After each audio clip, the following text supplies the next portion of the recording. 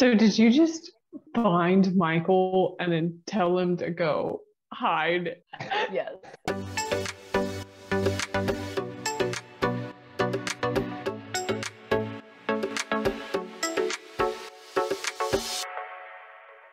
Hello, welcome to the Bookends. This time we're reading Lord of the Rings, The Two Towers by J.R.R. Tolkien. Spoilers. There's spoilers ahead. Yeah, you want to get into our toasted BLTs? BTL. Book, talk, learn. So my BTL is a how-to guide, how to track hobbits that have been abducted by orcs. And in this presentation, Michael will be playing the role of Hobbit. So generally when you're tracking, there's two components. You have sign tracking, which is basically looking for overall patterns and disruptions in the environment. And then there's the actual tracks that a person or animal makes. So in terms of sign tracking, we'll start with large scale signs. Here we're looking for, specific landscapes that you think they might be at, like obviously in an open plain. If you don't see them, then they're not there, or like really condensed brush, they probably aren't going through. So you're looking for those like transitional areas, like commonly used travel routes, sleeping, feeding areas, things like that. So here we've come to a fork in the road. We don't know. You go this way, this way. There is a fence that says private property. We don't see any breaks in the foliage. So we do believe they turned at this point, likely away from civilization. So next we have medium scale signs, which are probably the most commonly used scale you're going to use, but if you see any evidence that they've passed like breaks in foliage, or they've dropped something like debris, or maybe like part of their hair, clothing, feathers, whatever's on the ground, things like that. So here's our first sign. We're again approaching some thick foliage here. I think unlikely for him to have passed this way and unlikely to be along the fence, but as we came along, look at this. Oh, amazing break. It does look like he put up a little bit of a struggle. Definitely had to be dragged through this area. Medium scale signs is scat analysis. So here I've included for you guys various types of scat. I would assume Hobbit and Orc scat would both be tubular, as they're pretty like omnivorous to carnivorous. Might be a little tapered or oblong. And they're probably gonna, based on their diet, will be pretty large. So it's important to know all animal scat so that you know what you're looking at and when to rule out whether it's the thing you're looking for. So here we got some scat. We see some scat. Looks tubular, likely canid, possibly humanoid, but I believe too small in size to be Hobbit. It's been deposited, but to really do that reliably, you have to, one, see it come out of the animal, and two, break it open and assess, the hardness and temperature of the scat throughout. So I did not do that. Wasn't trying to find Michael that bad. Alarming development. You can see some blood here on this branch. I hope they're not hurting him. We checked in on Michael later. He wasn't actually hurt, so I don't know where that blood came from. Yeah, I was like, there's no way he's gone all this way. We thought all hope was lost, and then regrouping, going back to our last sighting, boom. I don't know if you guys see it. He has cut his ties. He's a free man. Hopefully so clearly Michael did good and escaped. Yeah. We see here some food left behind. Apparently, we're bad trackers. That's been there this whole time, and we just now saw it. Apparently Michael had been laying out for us, but we didn't see until after we found him. Okay, next we have small scale signs. So these are like compressions in the ground, or something called side heading, which I'll get into in a little bit more detail. Here at the start, tracking Michael the Hobbit.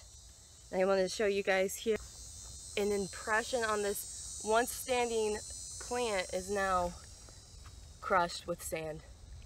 We think they're following this natural deer path through the forest. Probably by Michael, maybe by someone else. Okay, so side heading is this technique where you're able to see tracks that are otherwise not visible on a solid surface by changing your angle and looking for the light and kind of catching the surface of that track. So first you want to lie down on the ground, which sounds crazy, but this is a real thing. And Aragorn uses this in the book. You face the light and then you look at a low angle as possible to try to see that track better. So here we have a smooth surface, this floor, looking at it, you wouldn't see anything. But you get down on the ground with the light towards you and you start to see these little raccoon paws. And when you lower that angle, you can clearly see now that track, which wasn't seen previous. So I gave that a go as well. Okay. We've been doing our side heading. You can see one footprint pretty clearly here. Looks like another. We come down this way. Whew. Still heading at least straight in this point. Okay, and then last there's ghost scale signs, which I don't really understand. It's like when you expect to see signs that you don't anymore, that means that someone went by, like missing spider webs, or like there's usually dew and now there's not dew. I don't know, stuff like that. I didn't really understand it, so I didn't use it. Okay, then next we have the actual tracks. So you want to look at the track itself. You want to look at like the width and the size of it. You want to compare it to its stride and the length of the stride. You want to see what direction it's going. You know, you can sometimes tell like the speed of which they're walking based on the track pattern, things like that. Aha! We have seen a footprint. We are on the right way. It does appear by the stride and the pitch that he's heading in this direction. This is just an example of how a creature's track pattern might change with speed. So this can kind of tell you how quickly they're traveling, and these orcs were traveling pretty fast, but this generally works better if you have four-legged creatures. So as an orc walks faster, we just expect a longer stride. And this is again an example of patterns of different animals, which I've included in case you see them, like if they're riding horses or wolves, as they sometimes do in the book. And here's a little breakdown of, canids, what you look for.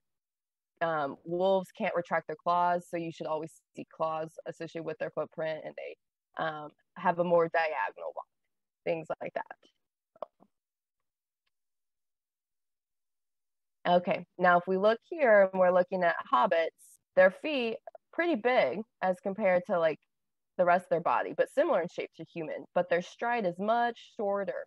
So this comes in handy. I think either looking at man or the Sasquatch foot here would be a good example of a hobbit. The orcs, as we know, were kind of bred with man and goblin, and they're like all over the place because Saruman was getting a little unethical. So I think their footprints could probably fall anywhere along the spectrum. This is, what we kind of saw for Michael when we made it take a shoe off. This is, a typical male stride, like a man or an orc, but then a hobbit we would expect more closely related like this. But the most important thing is don't give up, keep going. We've been following rather a backwards path. The direction we come, the brakes are going forward, but it was the only path we saw, and then, oh, Michael! You found me! We rescued you! Thank you, friends, thank you. You wouldn't believe the journey I've been on. Oh my god. Yes, we persisted. We found him. He actually at some point had circled around. He was afraid that we had gotten off track, and he found us, saw that we were still on his trail, and then went back and was hiding. And so that's why at the end the trail was in the opposite direction that we expected it to be. So did you just find Michael and then tell him to go hide and just let him loose? Yes. That was really cool. So is Michael's BTL how to get away from people Yeah. and how to get out of bindings? How to escape? Yeah, that would have been funny. All right, guys. Well, I'm Well, gonna go cool take a guys. This was good. See ya. Bye.